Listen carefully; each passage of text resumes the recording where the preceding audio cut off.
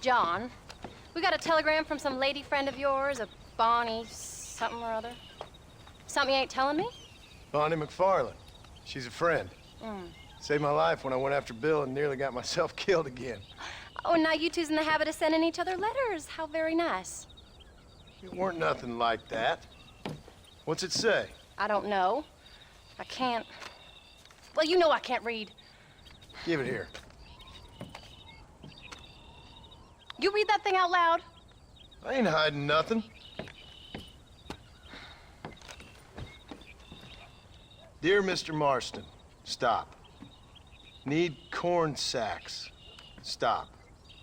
Emergency. Stop. Weevils and moths ate entire county supply. Stop. Can you help? Not exactly the most romantic request now, is it? I guess not. She saved your life, you say? Yes, ma'am. Well, then you're gonna have to help her and her family out. We've got a plentiful supply of corn sacks over near the silo. About the one thing Uncle didn't manage to have stolen while we was gone. Okay. Hurry back, John. And John, what's she like? You know. A little bit like you, I guess. She's a woman in a man's world.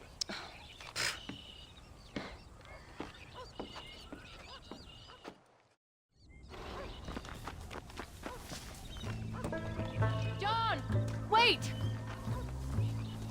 I changed my mind. I'm coming with you. Well, come on, then. Let's get going.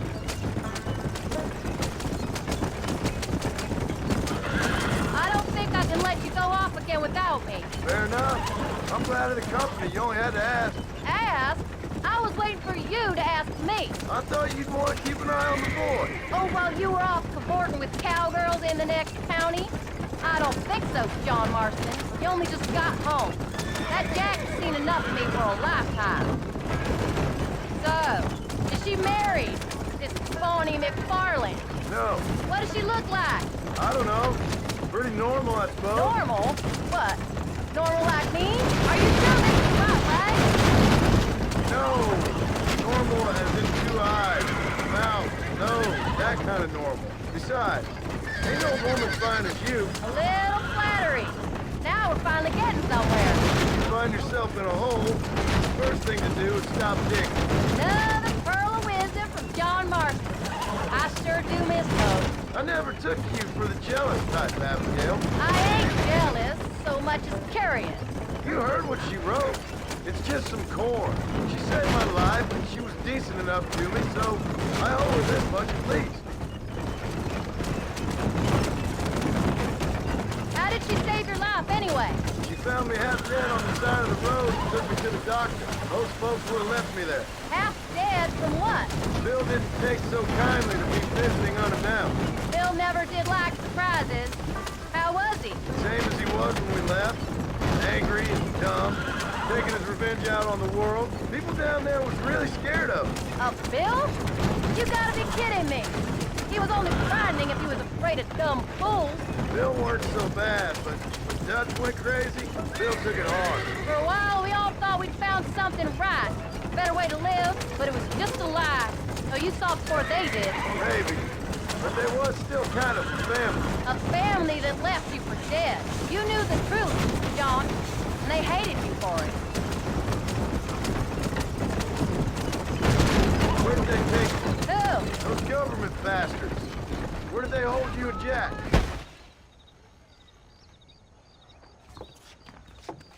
You came. Thank you so much. We lost the entire harvest. Miss McFarland, I'd like you to meet my wife, Abigail. Oh, ain't you quite the gentleman all of a sudden? It's a pleasure to meet you, Mrs. Marston. Likewise. Thank you for saving my husband's life. And for teaching the miserable goat some manners, among other things. I didn't teach him anything. I know better than to try to change a man. You should meet my father. Oh, people can change, Miss McFarland. John and I have to believe that more than anybody. This is a decent first harvest for you, John. You should be proud. That's good land you got there. How are you feeling, Mrs. Marston? From what your husband told me, it must have been awful for you. I've been through worse. And I knew he'd be back before too long. He can't cook a meal to save his life.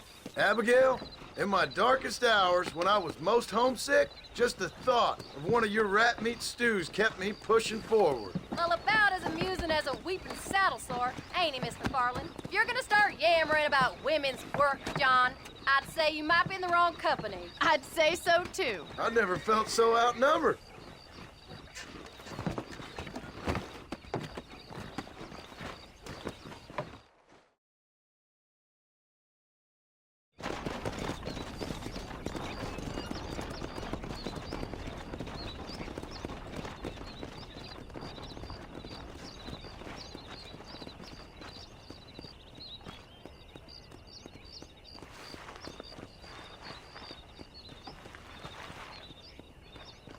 Ma'am?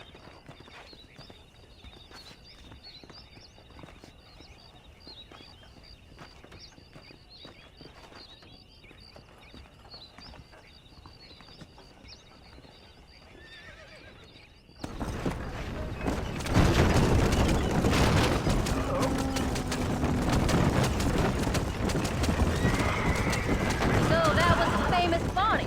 That was her, all right. She's pretty. She's normal, like I said. Well, you always wanted to be a rancher. I'd have thought she'd be just your thing. Have you forgotten where we live? The perfect rancher's wife, if I ever saw one. I already got a rancher's wife. I'm only teasing. I like her, and I'm glad she saved your life. Most of the time, anyways. The McFarlands are good people.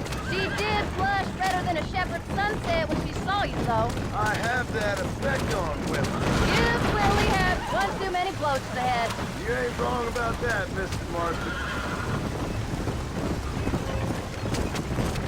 That's quite a ranch they got there. That'll be us someday. As soon as we get back on our feet. I don't know, John. How many times can we start again? An outlaw and a working girl. We ain't exactly farmers. We are now.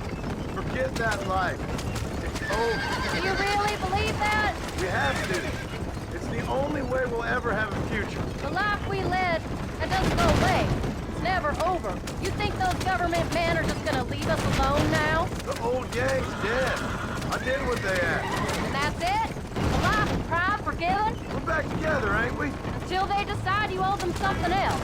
Sometimes I think I was the stupid one for being trying to get out. Maybe Judge, Bill, and Javier were just being honest with themselves. You ain't perfect, John, and I sure ain't.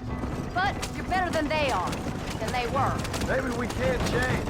But we gotta try, for Jack's sake. Even if we have to start again 100 times. It's better than going back to what we were. How's Jack doing? Angry, upset. He's been through a lot. I hope he's gonna be all right. It's gonna take time. For a while, his world was safe. Normal, even. Then it got turned upside down again. He ain't saying much about it. I've tried to talk to him, but how do you explain any of this?